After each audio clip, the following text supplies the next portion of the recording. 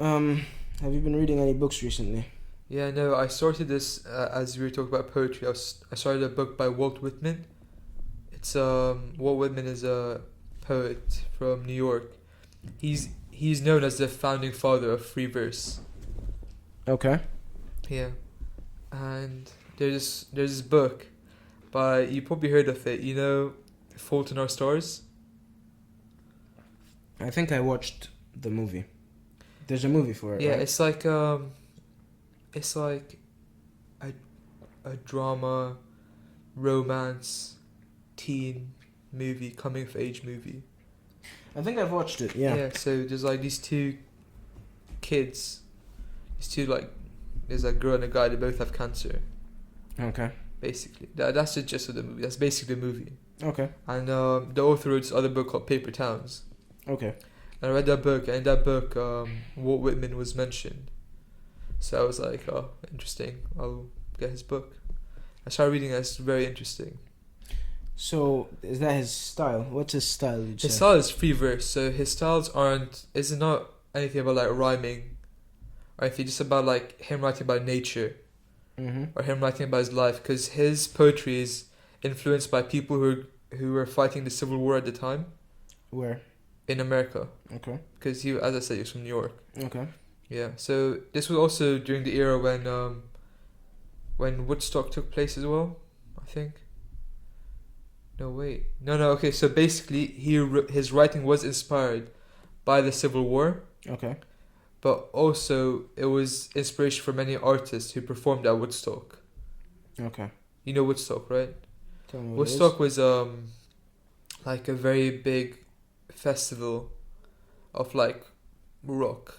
It's like a hippie festival basically. Okay. Yeah, in 1960s I believe. And is it because of poetry you got interested in this guy? Or was it just because you saw his name come up somewhere? His name kept coming up in the book I was reading, and Okay. so I just like did some research, found that he was a really good poet. But other than that, one of my favorite poets of all time is Rumi. The... He's a Persian poet. Mm. He invented Sufism Okay. as well. You know Sufism, right? No. You know those whirling dervishes. I don't know. I don't know much about poetry at all. You need to. No, whirling dervishes isn't even poetry. Okay. It's those guys that dress up in like those dresses, Okay. and they wear like those hats. There's like red hats, and they spin in circles. Okay. And so that's supposed to bring ecstasy to you and bring you closer to God, apparently. Okay. So he invented that, and he's a Persian poet from the 13th century, I believe. And he wrote the Masnavi, which Alright. is one of the best-selling books in America as well. And it's basically his life stories. Yeah. Okay. And his style of poetry is dramatic poetry. So he writes about war, love, and he likes to romanticize everything. So he romanticized the idea of love.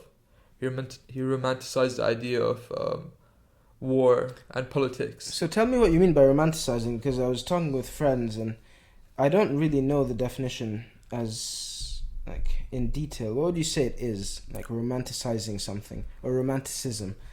Because I want to know what it means.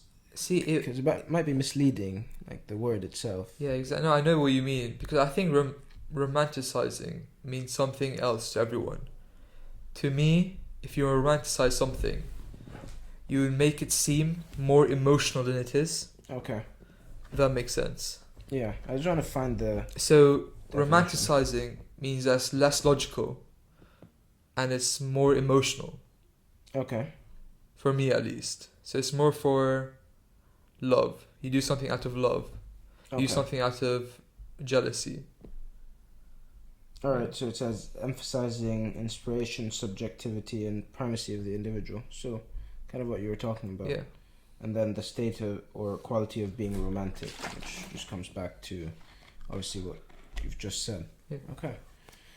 Because But the thing is, most things in life, sorry, not love. In life and love probably can be romanticized. okay, Like life itself can be romanticized if you want it to be. But I don't think that's true. I think the older you get, the less things are romanticized. The older you get, the more life you've experienced, I guess. Like, Yeah. you start having a more, what would it be? Broad and logical view of the world. Yeah,